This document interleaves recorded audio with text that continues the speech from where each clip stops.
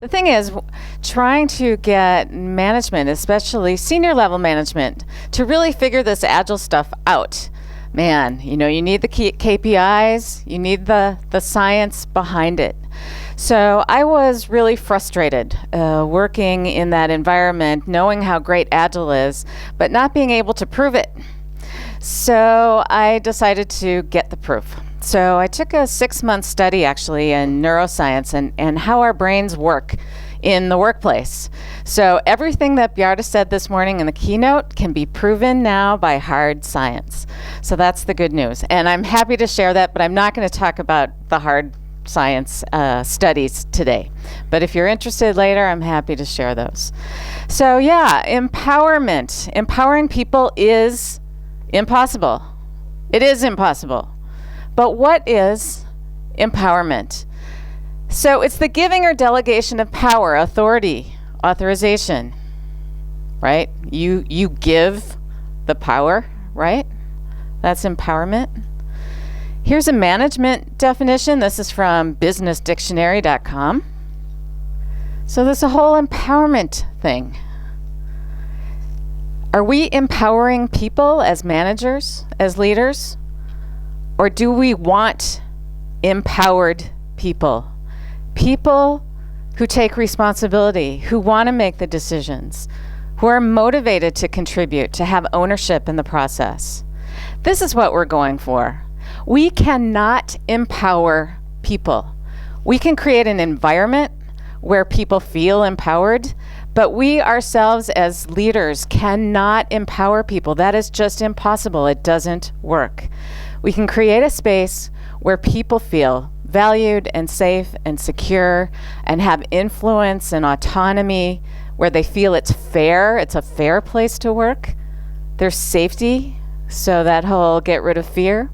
That we can do so that people feel empowered and take responsibility. So we're going for empowered people rather than empowering people. And I know maybe it's a little dangerous. I've been living in Denmark for almost 8 years now. So I know the whole thing with English is not the first language. It's a subtle difference here, but it's really important because I see so many KPIs around empowerment and so much in the environment that goes against people feeling empowered. So I will talk today about intrinsic motivation and how leaders can create a space where people feel empowered. So that's the difference. All right. So in order to do this as a leader or manager at any level, we have to give control to people. But we're human too. Leaders are human. Managers, most of them are human. We feel insecure about giving control.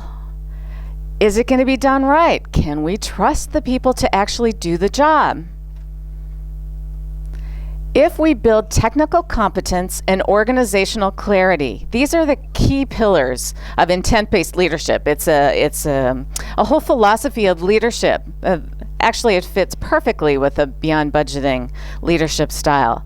It's where we have transparency, where we inform people, but we don't ask permission.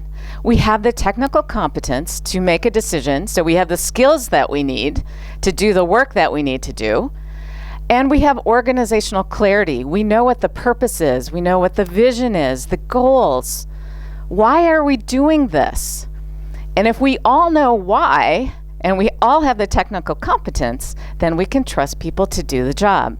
And it takes time for leaders because it's also a new habit for leaders to give control and trust that, hey, our people can do this. And it's easier for some than others, but it's a process. It's a process for managers, and it's a process for the people working in teams. So technical competence, organizational clarity, these are the way we can give control and create environments where people can achieve greatness.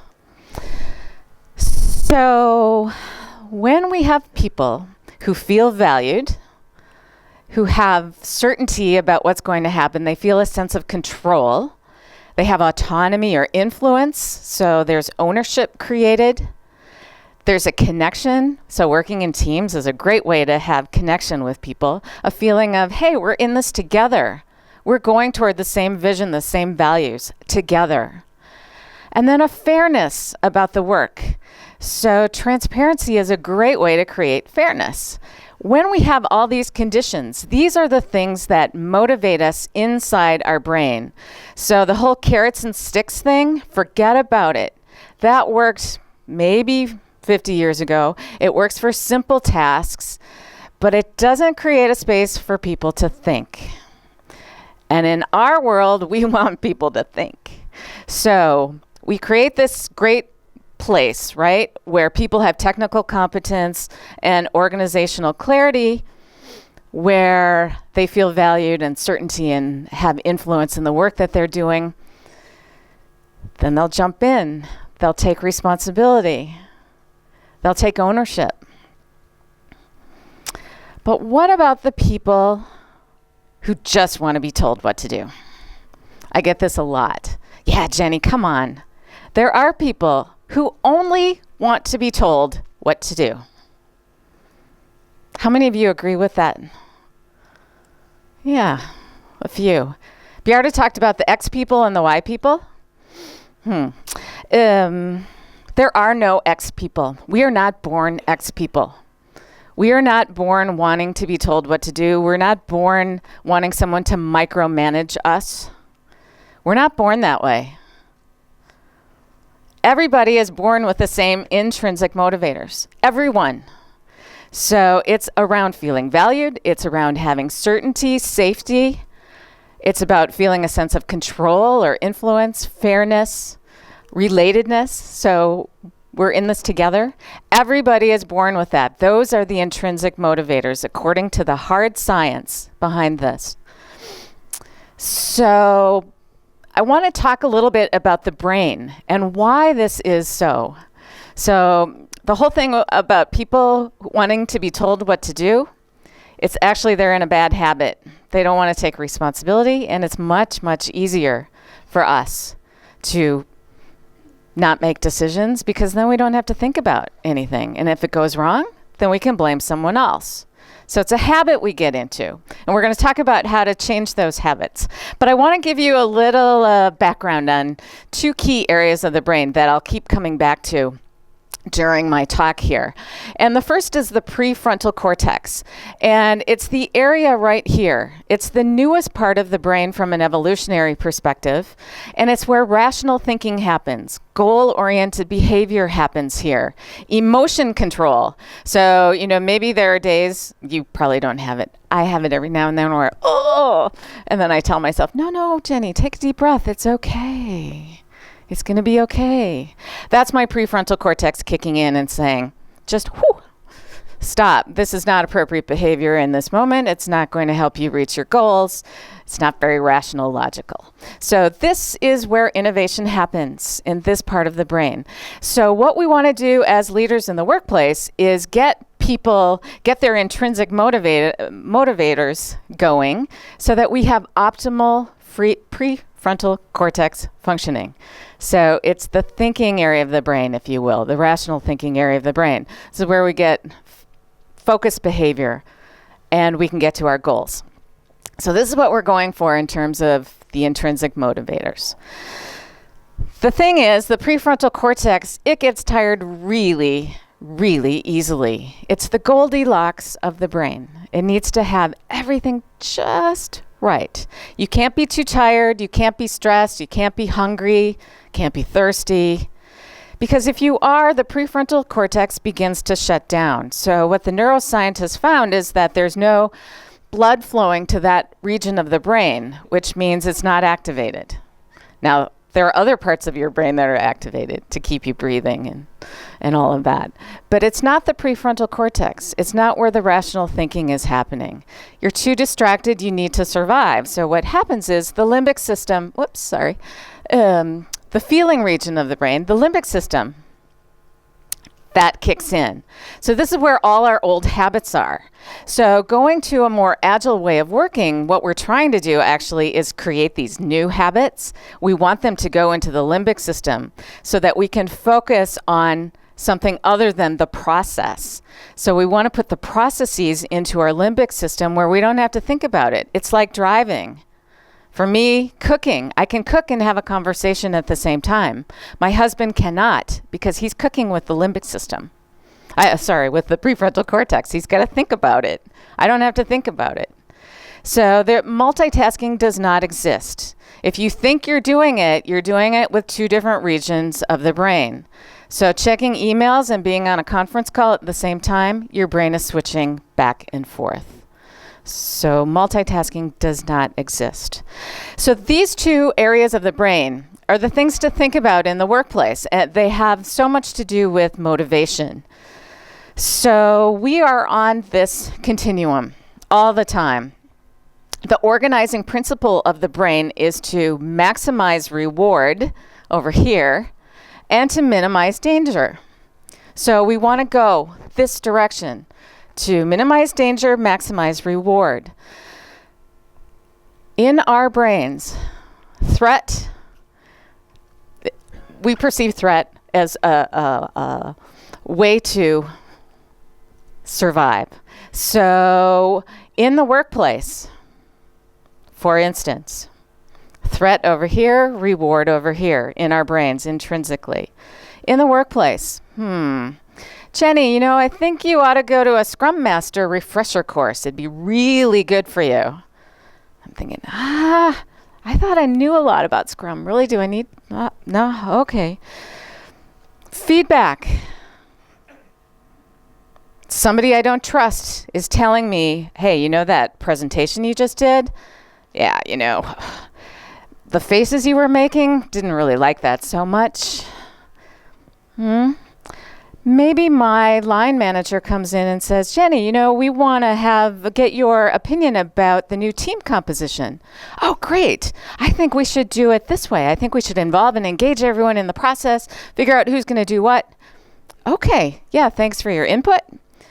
And then the next day, he decides what the new team composition is. Thanks for listening to my input. Yeah. And then just maybe I'm driving home from work and somebody cuts me off on the way, and then I'm pissed, really pissed. And I'm over here. Now suddenly I'm driving like a maniac. That damn guy, he's not going to get in front of me again. And then I go home and I open the door. What? The dishwasher's not unloaded? Doesn't anyone in this house know how to unload the dishwasher? Guess what part of my brain is working over here? It's certainly not my prefrontal cortex. I have lost all ability to control my emotions over here. Now, for you, maybe it doesn't go that far. But we see this behavior in the workplace a lot where people just are shut down. And what's happening is that they don't feel a sense of control.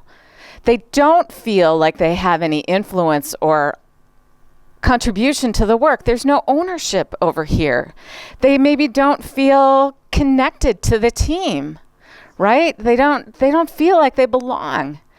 Maybe the work isn't fair. So what can we do to push people a little bit more over here? So think about how you might design your conversations or interactions with people to get them more over to this happy, curious, interested, where the prefrontal cortex is working stage over here, where we're going toward reward and away from danger, right? This is the way our brains are organized. So the motivators fit going toward rewards, good things, interesting things, and away from negative, bad things. So over here, instead of, Jenni, I think you need to go to that Scrum Master course, it'd be really good for you, where I'm thinking, what? I thought I was the expert here. Instead, maybe, I heard that this Scrum refresher course is really interesting. There's some, new cool tricks that you could learn, and you're so good at facilitating. So when you came back, you could share the new techniques with us. And I'd be like, yes, I feel valued. Maybe that line manager who asked me how the team composition should be, the new team setup, actually invites everyone for a workshop where we figure it out together. Yes, I have influence. Maybe there's a cool new project that I get to be part of, and my team is working on it, and it's open and transparent, and there's a sense of fairness about the work that we're doing together. Yes, this is where we have optimal thinking. This is where we have creativity. And you as leaders have the ability to push people more toward this happy place where we feel reward, where our prefrontal cortices are working optimally. Maybe we're not always that far, but if we can be more toward the happy side than this side.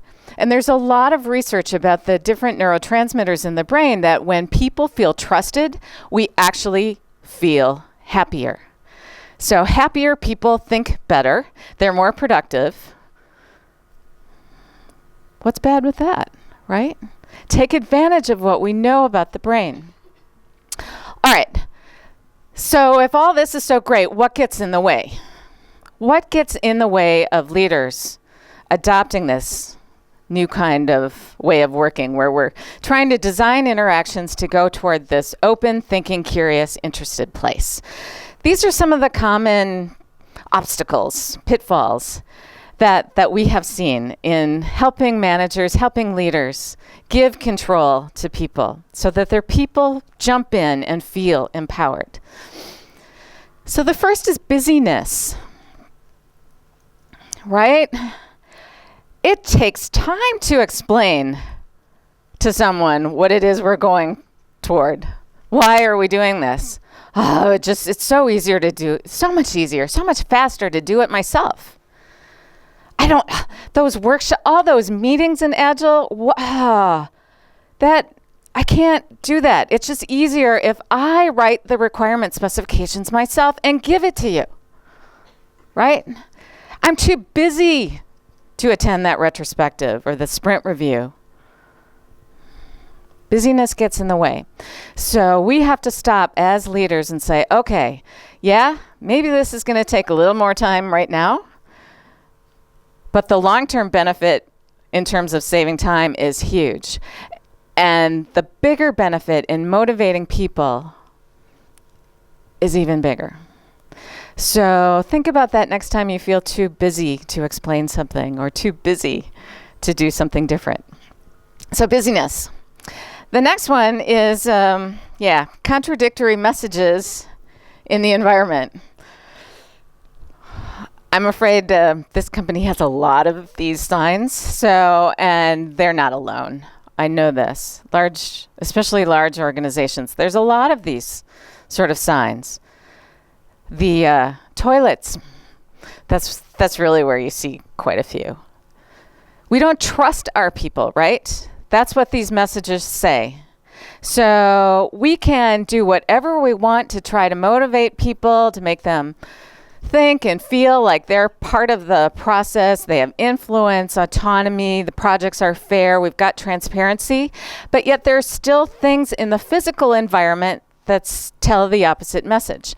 They say the opposite. Here, we're saying, we don't trust you to be quiet when you walk into our space. What?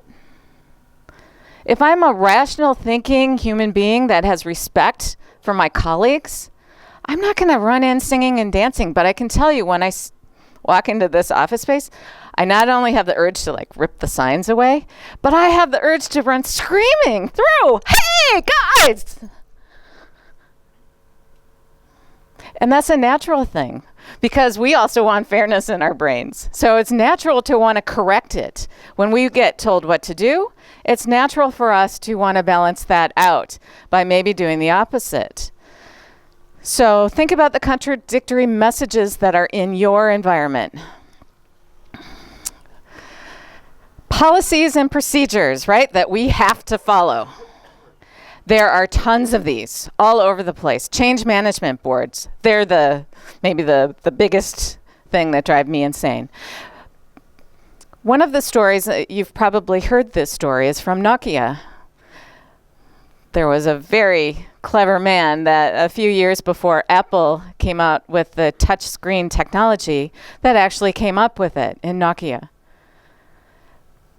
But because of the heavy policies and procedures within the company, just was like, forget about it. This is too hard. They're not going to listen to me anyway, and there's too many hoops I need to jump through and paper I need to fill out and templates, and forget it. Not going to do it. So where is Nokia now, and where's Apple? So policies and procedures that we have to follow. So this is the thing that you as managers, leaders, team members, push your boundaries. Do you really have to follow that policy? Are there things you can do differently? What's the goal of the policy? What are we trying to address? So there are different ways to approach it. It's just having the courage to challenge the status quo. Because maybe, just maybe, you don't have to follow these policies and procedures. Maybe there's another way to do it. All right. Stress. So this is a big one. Stress has a huge effect on how we think. When we're under stress, the dopamine and norepinephrine, they're two neurotransmitters in our brain, they go crazy. And too much of that causes us to feel these signs of stress. So it could be low level sort of guilt or panic, even anxiety.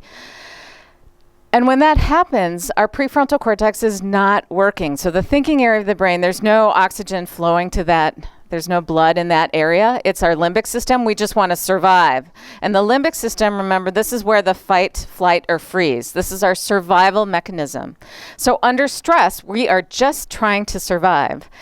And the best we can do is work using our old habits, because new creative thinking, that's not happening when we're in a high stress situation.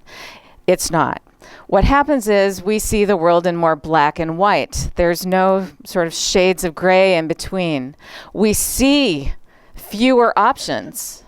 This has been tested over and over again. People who are stressed cannot see the possibilities. And maybe you've seen this in your own work with either your colleagues or yourself.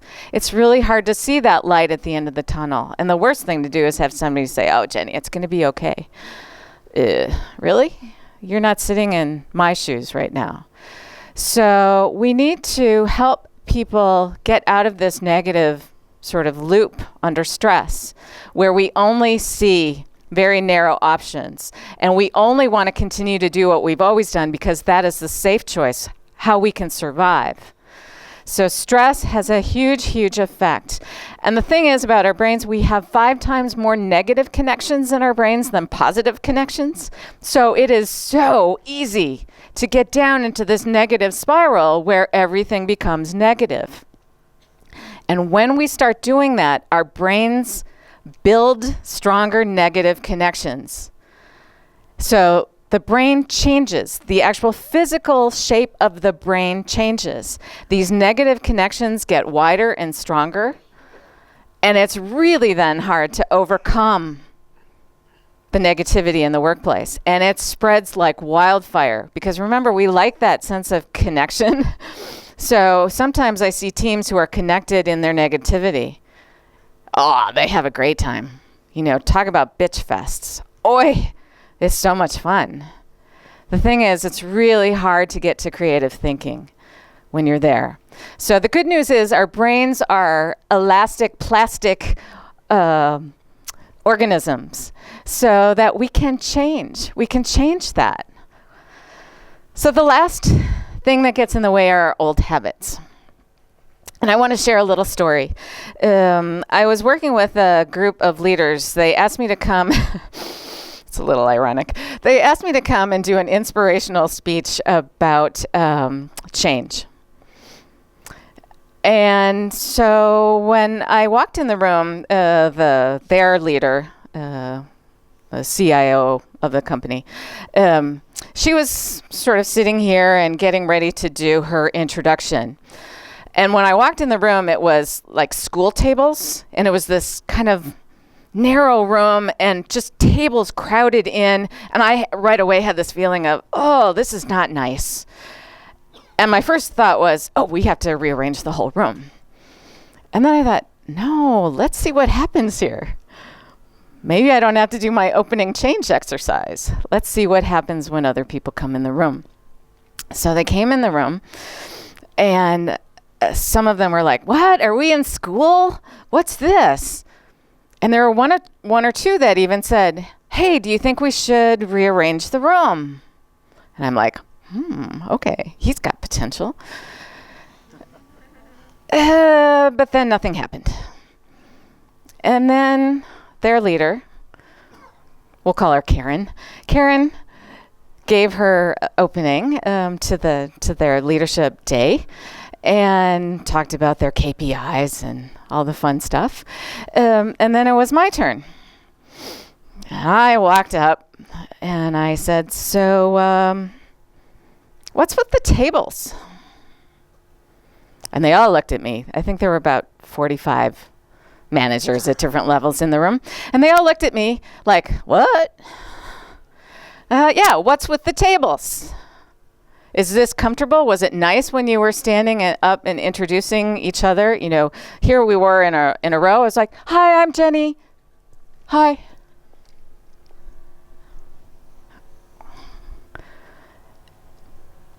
They looked at me like, what planet are you from? I said, what is with the tables? Why, this is what I observed when you walked in the room. And I even heard, hey, somebody wanted to move the tables. Why didn't you move the tables? Well, we thought that's how Karen wanted it. Really? Did anyone ask her? No. No one asked her. Do you like how the tables are? No. Why didn't you move them? So why didn't they move them? Old habits. It was easier not to move them. It's just, we're going to sit here all day in this really uncomfortable space where we can't connect with anyone because they're here and we can't see the people behind us. That was better. That was easier. It's our old habits getting in the way. And I thought, oh my God, we have so far to go if this group of people don't want to move the tables. So I said, okay, move the tables. Put it in a way that makes sense for you. And I timed them.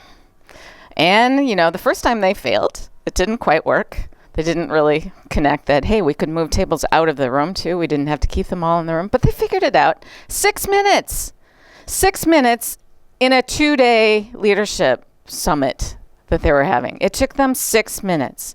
It's like, hello, come on. Think about the tables. Think about the tables. It's not so hard. We just have to get out of our lazy ways because our brain wants to keep us there. The brain doesn't like change of any kind. The brain perceives change as a threat. It's dangerous. It's new. We don't know what it's about. Maybe it would have taken them 6.5 minutes. Ooh, that was a long time. So our brain resists change. It wants to keep us where we're at. It takes less energy. It's safer. We know it. So it's much, much easier to stay in an old habit than to do something differently. Much different. Okay. So, takes less energy. But what can we do about it? What can we do about it? So we want to get out of habit mode. There are some things we like to put into our limbic system. So it becomes a habit, like brushing your teeth. My dentist is really glad that I'm brushing my teeth as a habit. And sometimes I'm driving home and I actually don't remember how I got home. Maybe that's not a good thing, but obviously it's in my limbic system because I'm not thinking about it. So processes around the way that we work, Scrum processes or Kanban or whatever, get those into the limbic system so that then we can focus on the content and not on the process. I don't really care so much about the process. I care about the content and the ideas that come out of it, the teamwork, because that's how people feel motivation. That's where they feel empowered. That gets them to jump in and take responsibility and feel empowered in the workplace. So how do we do that? So this is my easy how-to. It's really easy, so forget those thick McKinsey change management plans. This is it. So this is what the neuroscience shows.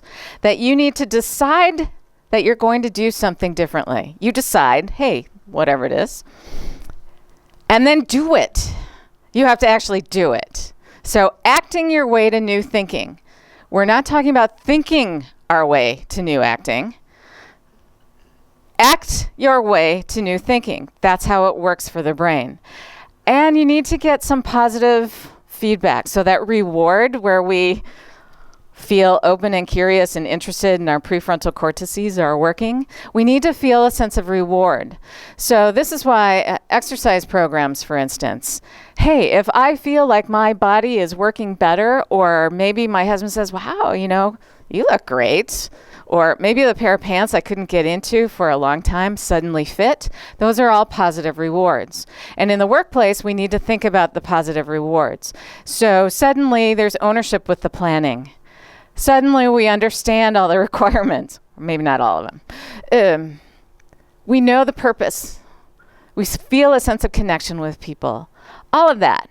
Those are positive rewards for our brain. So that's what we're talking about here. We need to feel that in order to get a habit to stick. So when I first started working in an Agile way, the whole planning thing, that was such a mess. I thought, this is ridiculous. Look at all these Post-its. I can't stand it. It's so much easier just to sit at my desk and make the plan myself. But what I saw very quickly is the ownership that it created.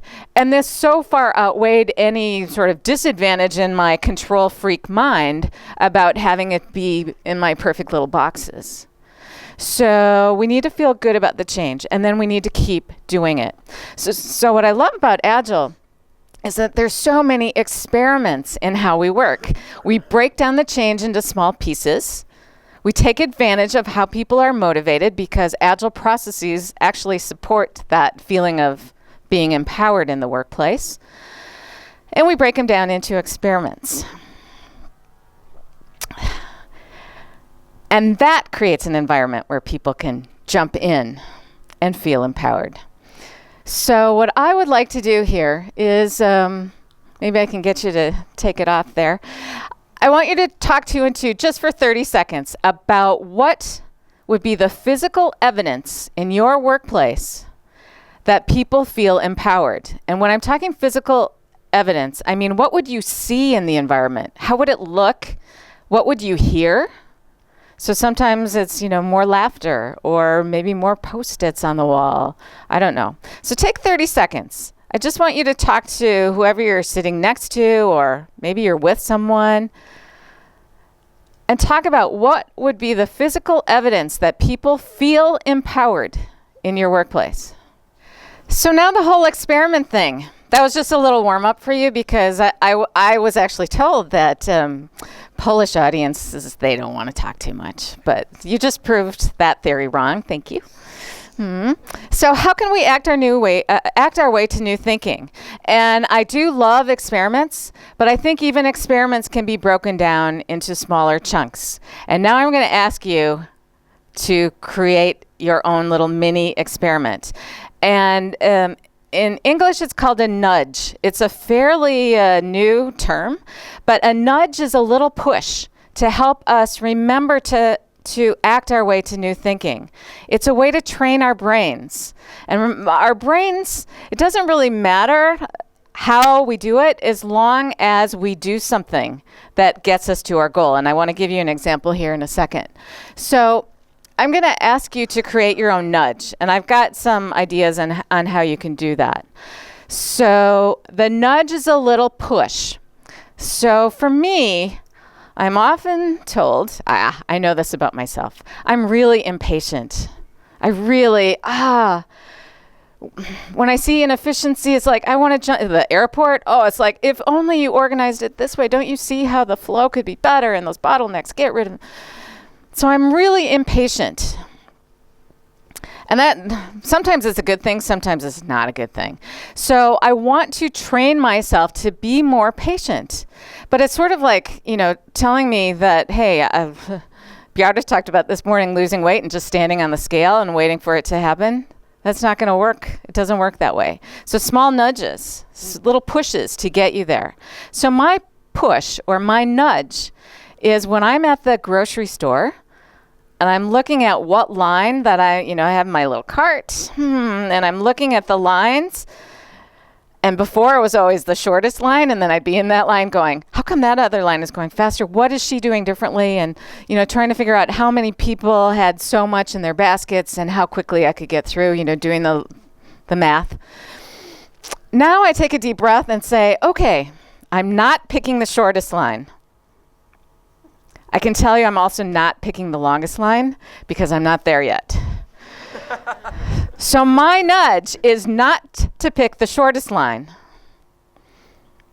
So I get in the other line, and then I'm there waiting patiently. And maybe I'm still observing what's happening around me, but in my head, every time one of those negative thoughts come in about if only they did this differently, I'd be through here faster, I say, stop, Jenni. Whoa, this is a chance for you to take a deep breath. Just enjoy what you see around you. Practice patience. So my nudge, practice patience by picking not the shortest line when I'm at the grocery store. So now I want you to create your own nudge. And we do nudges video. So I'm going to ask you to do that. You don't have to, of course, but I hope that you do. Take a little video of your nudge. So the way it'll work is this. Think about something that maybe you would like to improve about yourself. And it can be anything. It can be exercise more, be more patient, pay attention to listening right in the now. Anything that you know about yourself that is, I wish I was better at, or I'd like to get better at. So think about that. And then when you have it, I want you to discuss why, just for a couple minutes with whoever you talked with before, or if you want to talk to someone else. So let's take 3 minutes for that. Okay, and the last step of this process is to think about what your nudge, what the specific thing is that you could do. So what's your not the shortest line? So you want to get better. I want to get better at being patient. So the next time I'm at the grocery store, I choose not the shortest line. So not the longest line, but not the shortest. So what's your nudge? And if you want to, put your phone on video and take a little recording. The next time I will. And that's your nudge. Okay, so now you have 2 minutes for that. 1 minute each. See if you can come up with something.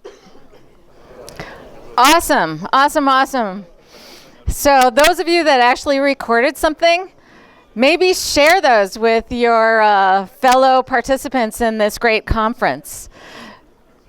But if nothing else, it's a reminder for you, a commitment to practice. Give yourself a little push, a little nudge to do things differently. This is how we create new habits. And this is how we can influence our environments and create a space where people want to jump in and take responsibility and feel ownership and take advantage of all the things that motivate us so we have better thinking, more creative thinking, more results, and happier workplaces. Thanks so much.